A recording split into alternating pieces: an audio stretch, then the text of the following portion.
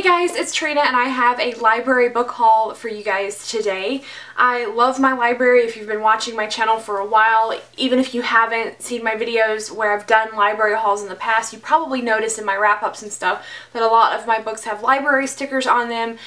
Like 90% of what I read, I check out from my library. I could not afford to be the reader that I am without my library. I have a really great library system, and I feel really bad that I haven't been consistently doing library book hauls because I used to do them a lot on my channel, and I just kind of got out of the habit of it in 2017 because I was just rotating through what I had so quickly, like returning things to the library unread, and I just felt like I didn't know when to film these and what would be an accurate look at the books I had. But I've got several books checked out right now, even though I should not, because I don't have the time to read them. So the first 6 books that I have to show you guys today, I actually don't really know what they are about, and I don't want to know what they are about. I did something on Twitter a few months ago where I just asked people to send me random numbers. So I just found the number that people suggested on Twitter and which book correlated with that number on my Goodreads shelf, and I was like, you know what, I'm going to choose some of these books to check out from the library to read, see if I'm still interested in them.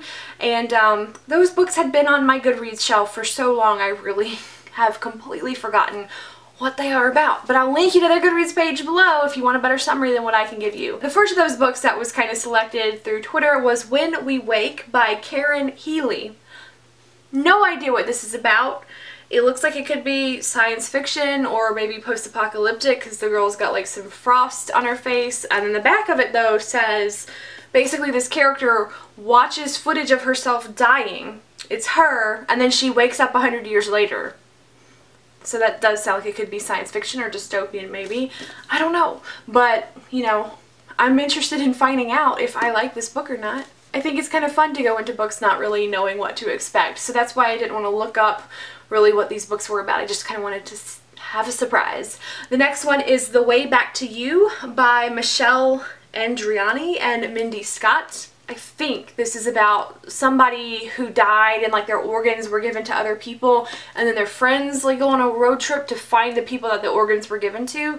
But I could be telling you guys about a totally different book, but that's what I think I remember about this one. The Effort List by Julie Halpern. I remember distinctly when I first heard about this book, and I'm pretty sure it's about a couple of high school friends that make a list of things to do. I don't know if it's like a bucket list or if it's like the things they never want to do in high school, but then they end up doing the things on that list to like change things up. Something about a list, obviously. Next is In the After by Demetria Lunetta. I'm pretty sure this is post-apocalyptic. This one has been on my radar for years, and yeah, they destroyed before.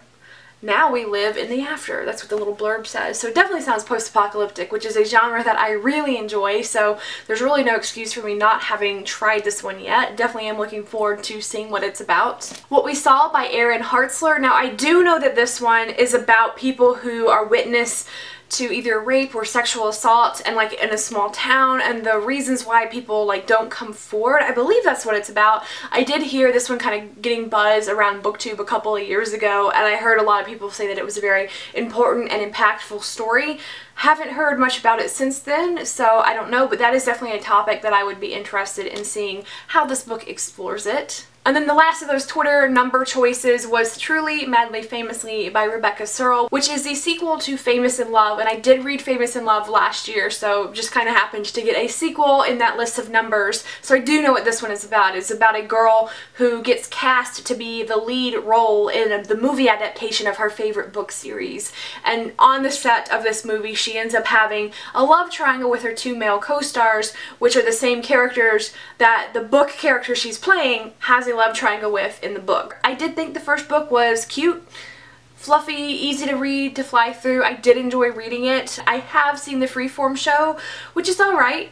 It's not my favorite, but it's fine. Then I checked out 2 books that were from a previous video that I did, which was my January channel check-in number 1. In that video, I went through my earliest book hauls and TBRs and just checked in with had I read the books I said I wanted to read or not. And there were 5 books on that list that I had not read yet. And when I made that video, it kind of sparked my interest in like all of those books, so I actually checked out a couple of them. I checked out Ruby Red by Kirsten Gier. That whole process did really renew my interest in Ruby Red. I want to see what it's about. The same thing happened with Crimson Bound by Rosamund Hodge. After I made that video, I realized I don't know why I put that book off for so long. I really want to pick it up right this minute. So I have checked out the audiobook from my Overdrive app. The rest of the books I have checked out are just kind of a random assortment of things that I was interested in. No video projects or Twitter polls or anything like that. But I have gotten Before I Let Go by Marieke Nijkamp. I think this is a YA mystery set in Alaska. I like mysteries. I like Alaska. I've been there a few times. It's really cool. So I just figured, let's check it out. Meet Cute, which is an anthology of short stories about meet cute scenarios where two love interests meet for the first time in some kind of cute way. This one's been getting a bit of buzz. I'm not that into anthologies, but I figured that with like my attention span being limited and having very little time to read, something with short stories that I could just read a piece at a time might be good for me right now. And I like romances, so meet cutes are fun. I figured I would check this book out. Let's Talk About Love by Claire Kahn. I've been interested in this book for a long time, since before it had a cover or a title. I just kind of randomly heard about it through someone on Goodreads who marked it as want to read. And this is YA, or it might be new adult, because I feel like I remember hearing that the main character either has a job or like is in college or something. But this is a contemporary romance story featuring an asexual main character. Then I have Love, Life, and the List by Casey West. I have not read anything by this author yet, but I've been interested in several of her books, and this one just kind of went around the buzz train with the paid promotional videos earlier at the very beginning of this year, and I was like, that sounds pretty interesting. And I cannot tell you what it's about right now because I have a very small memory and attention span at the moment, but I think it's like a girl whose art is not very good, so she like pushes herself to do things on a list. I also have Wires and Nerve Volume 2, Gone Rogue by Marissa Meyer. This is the second Wires and Nerve graphic novel. I really enjoyed the first one. This is part of the Lunar Chronicles series, but it is following the side character Aiko on her own adventures, and it takes place basically after winter but before the epilogue that was in Stars Above. And yeah, I really like the first one, so can't wait to see how this little duology ends up. I wish we had more than just two in it because I really liked the format and getting to see all of our characters in the illustrations. So I mentioned before that I have the audiobook of Crimson Bound currently checked out, but I have two other audiobooks checked out right now as well, so I want to talk to you about those library checkouts too. I've got Ready Player One by Ernest Cline, which I have previously read the print copy of this book, and I saw one of the movie trailers and was like, that doesn't look anything like I remember how things happen in the book, so I wanted to kind of do a reread, refresh my memory, and I chose to do the audio format this time because so many people have told me that this audiobook is amazing because it is narrated by Will Wheaton. I also have Long Way Down by Jason Reynolds currently checked out. It's about a boy in an elevator. He has a gun with him. I don't remember why. I don't remember if he's planning to kill someone or shoot somebody, and then like each floor of the elevator I think he ends up meeting somebody or having an interaction with people who are like